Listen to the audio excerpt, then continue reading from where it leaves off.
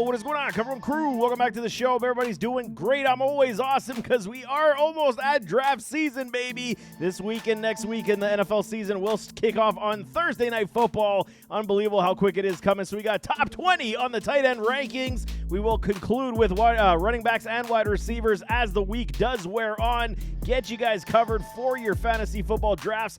And on top of that, go get your draft guide. It is not too late, man. Cover1.net. This thing will get you prepped and ready to go for your drafts. I'm telling y'all, it is a beast. Just recently updated as well with majority of transactions, with exception of cut down day with all these players, but it wasn't necessarily impactful on the draft guide. But let's talk these tight end rankings. Brock Bowers, number 1 on the list. Obviously, he's going to be the number 1 tight end for everybody coming out of last year's draft class and absolutely exploding, man. This season, we'll see. With Geno Smith, Jacoby Mayer is already requesting a trade out of town. Thornton now making a lot of waves, the rookie from Tennessee. So we'll see. But Brock Bowers should be a staple in standard in this offense this season as well. Definitely will hover in the top 3 once again this season. He is a no-brainer pick. Only 70% on that boom rate, but still absolutely stellar campaign. Finished as the tight end 1 last year. Number 2, Trey McBride. My dude, absolutely love Trey McBride coming out of Colorado State. He is showing it now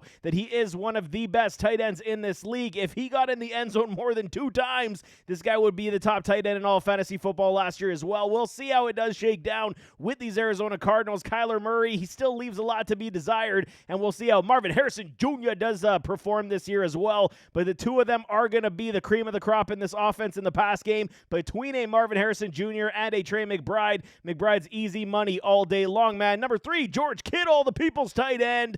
I absolutely love the prospects of George Kittle this year, especially early on within the first 8 weeks of the regular season. Juwan Jennings dealing with injury and contract issues. Brandon Ayuk is starting the season on the PUP list. They are going to pepper the hell out of a George Kittle. He will likely be the top tight end for many weeks for the first 8 weeks of the season. Definitely all in on a George Kittle. And if his ADP continues to hover where it is, it's an absolute steal for all of us at the tight end spot. George Kittle could absolutely finish as the top tight end in all fantasy football this season. Number 4, TJ Hawkinson, Minnesota Vikings, JJ McCarthy and company.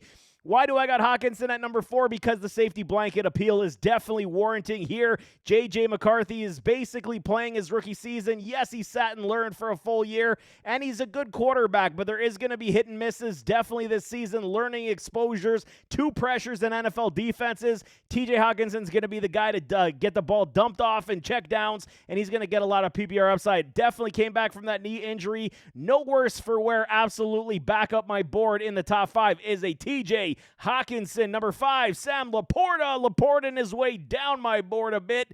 Not too far, still in the top 5. No Ben Johnson. We're going to see how this offense is going to run.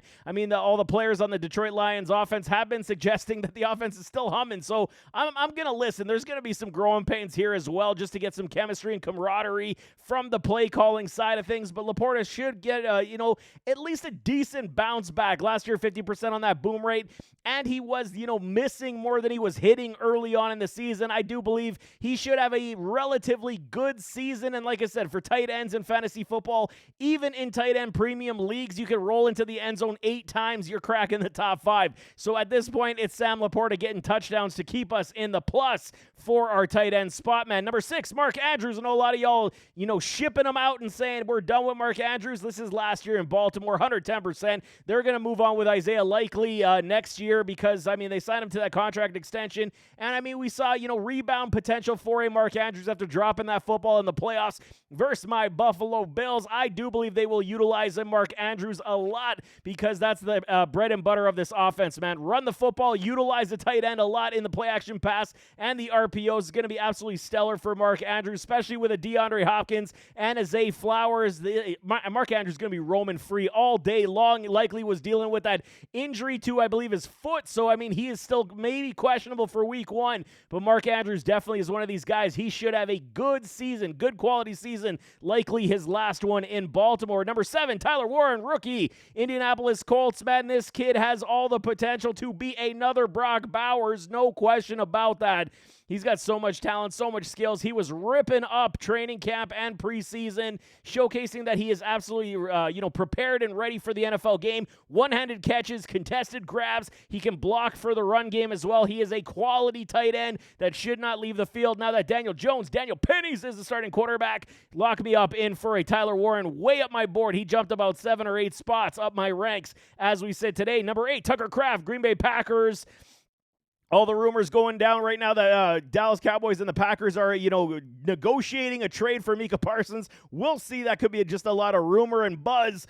But when it comes to this offense, Jordan Love, feeling love for love. He got his thumb fixed, repaired on that surgery. And a lot of people dropping Tucker Kraft down the board because of a Matthew Golden. Don't get scared off. This only assists a Tucker Kraft, as he will have his games. While he only is a 47% boom rate player, he's going to have his games. You're likely going 1 to 3, 1 to, 2 to 4 games. He's going to hit for you, and then you're going to have to find something else. That's kind of the, deal with the Tucker Kraft in this offense, because they spread the ball around to everybody. That's just the MO in Green Bay and Coach LaFleur and how he spreads the football around. But Tucker Kraft is still a very good quality tight end. Will have heapings and loads of matchup appeal. I do still like him in my top 10. Number 9, Travis Kelce, Old Man Kelce. I'm not even going to discuss what he did just this other day, so whatever. But Travis Kelce, suit him up one more year, I should say, with Patrick Mahomes. Boy, hopefully they can get back to the Super Bowl for their cause. I hope I don't see that again. But he's suiting up one more year just to see if they can run it back and go to the Super Bowl and win it so he can retire in the glory. He is washed, man. We saw the speed is gone, the hands. He's more drops than we've ever seen from Travis Kelce the past 2 years. It is what it is. I mean, I'm still, based on value, if he drops into the later rounds, I'll still take a gamble on him, because, they're going to still give him his target share. But, I mean, early on, they're going to save him like they have been. Try not to use up his wear and tear, and then keep him healthy for the playoffs. So he's going to be, again, a hit and miss type of tight end. Again, 50% on that boom rate last year. Some career lows definitely for a Kelce, but he still is playing with Patrick Mahomes, boy, so you can't take that with a grain of salt. Number 10, Dalton Kincaid, and this is a hot take, because Dalton Kincaid was absolutely horrific last year overall, man. 23% of that boom rate definitely did not fit the bill to be the Bills, top superstar tight end. When's it going to happen? He's like the Kyle Pitts at the Buffalo Bills. It's like we're all hoping and wishing and waiting, and it's just not happening. This is my final year preaching up a Dalton Kincaid. I do believe the way the Bills offense is, once again, everybody eats. They're going to spread the football around, but now's the time to put up or shut up for Dalton Kincaid. He's got to make a conscious effort to be that guy in this offense, to give Josh Allen everything he requires at the position, a big-time slot weapon type of tight end. Dalton Kincaid definitely needs to show out, so I'm going to give him one more kick at the can, and ranked in my top 10, where you can get him lower down the ADP, and he could be a gem steal for us this season. Number 11, Dallas Goedert, Philadelphia Eagles. I'm not off the Dallas Goedert train. The only thing that does scare me is the injuries, and they do pile up from the last few seasons, and it is one of those situations. When he's on the field, Jalen Hurts and Dallas Goedert have a great chemistry, and he gets peppered with the football enough to keep us in the good and the pluses for the tight end spot every single year, but then he goes down with a multi-week injury, and then it definitely cripples us, because do we drop him for somebody else, or how are we going to handle it? So that's why I got him down the board here just a little bit at number 11, but if he does fall, which he has been in drafts, I'm still taking him where we could get him way down the board, because the value to return on investment is there even with the injuries. Number 12, Jake Ferguson, Dallas Cowboys. He could have a very strong season now with a George Pickens, with CeeDee Lamb. I mean, Jake Ferguson's going to be the number 3 option in this pass game behind those two wide receivers, and that wide receiver duo is going to be one of the better ones in the NFL, where Ferguson, barring any health, he's been dealing with some health issues as well these past several years.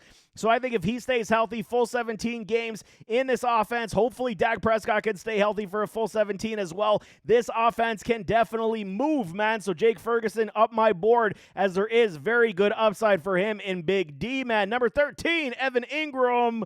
Typically, I'd have Evan Ingram in my top 10, because he's such a dynamo when it comes to allowing the, target share peppering to come his way as well. But it is the unknown of being in Denver. So how is Sean Payton going to utilize the tight end spot? Yes, we know his days with the tight end. He does utilize them enough, and we know that Evan Ingram is more than capable to take over 100 targets a season. So For me, this one is a little bit, I can move him up inside my top 10, being like even number 9, but I could even drop him down to number 15 just because of the uncertainty. So I think 13 is a little safe based on the unknowns, but I absolutely love the potential with a Bo Nix as this offense is moving, but they got so many mouths to feed there as well. So you may have some games that are stinkers from an Evan Ingram, hence why I got him here at number 13. Number 14, Zach Ertz, old man Ertz. He definitely resurrected his career last year with Jaden Daniels, JD, and I think they're going to move again. Scary Terry McLaurin signed his big deal, man. 3 years, $96 million. I mean, give some over here to this guy, man. Whatever. I'm not going to talk about my money troubles, but I'm telling y'all, it would be nice to have $96 million. But Zach Ertz is one of these dudes I'm going to continue to preach up because in this offense, he resurrected his career. He was very good last season. Definitely warranted of being a potential top 10 tight end once again in 2025. Absolutely love what Zach Ertz can do, and the value to return is definitely here once again at number 14. Number 15, Kyle Pitts. Man, I want to drop this guy out of my top 20, but I still got a soft spot for him, believing that with Michael Penix Jr., they could do something. And I mean, Drake London, Darnell Mooney, Kyle Pitts, Bijan, this offense should move. We just got to see Kyle Pitts do it, man. This is, again, just like a Dalton Kincaid, this is the last year, Kyle. I will no longer promote your game if you do suffer that. So I'm telling y'all right now, Kyle Pitts, he's one of these guys I'm not comfortable drafting, but if he is there at a certain value, I'll have no choice again, and then I'm probably going to be disappointed. 35% on that boom rate last year. You got to hope one day it's going to eventually work out, and then we'll all be like, damn it, I should have drafted Kyle Pitts. So there it is, whatever, man. Number 16, David Njoku, Cleveland Brownies. Joe Flacco is starting quarterback. Dylan Gabriel backup, and Shadur Sanders is the number 3 emergency quarterback. Yes, we do like a David Njoku. Injuries have always been a part of this man's game.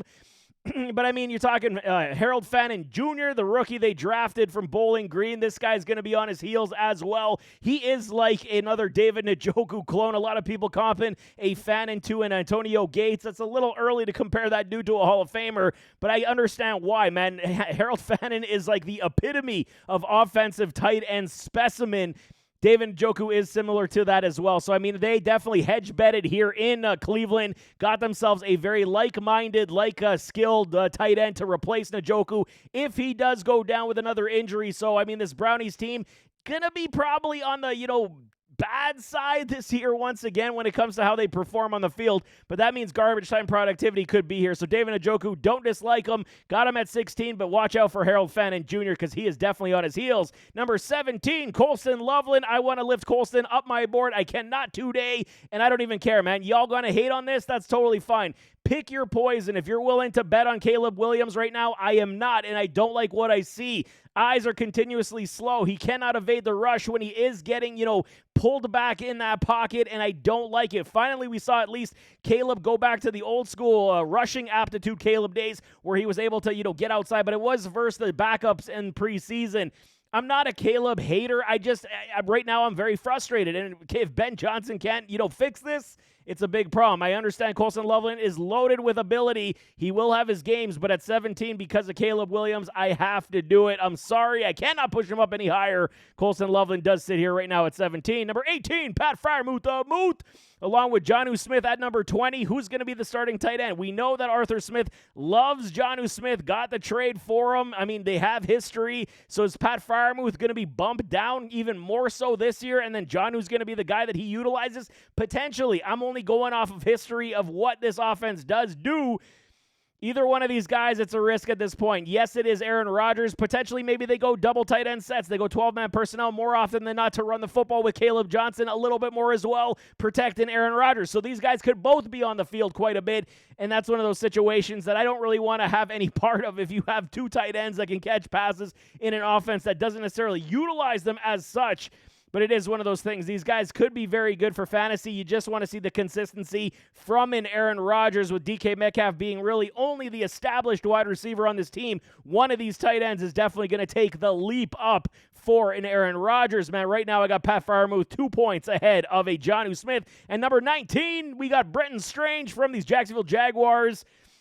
He's one of my sleepers, man. Definitely, I'm looking all in directions. They allowed an Evan Ingram to go, and I think it is because of Strange's ability. When Evan Ingram was out last season, we saw how many games, a handful of good contests for a Strange. He picked up the slack and was able to move and get some touchdowns, make some catches. He was very reliable for at least 4 games last season, so I do expect that to pick up, especially with a Travis Hunter and Brian Thomas Jr. I do like this offense, but again, Trevor Lawrence got to show it, man. Utilize your weapons appropriately.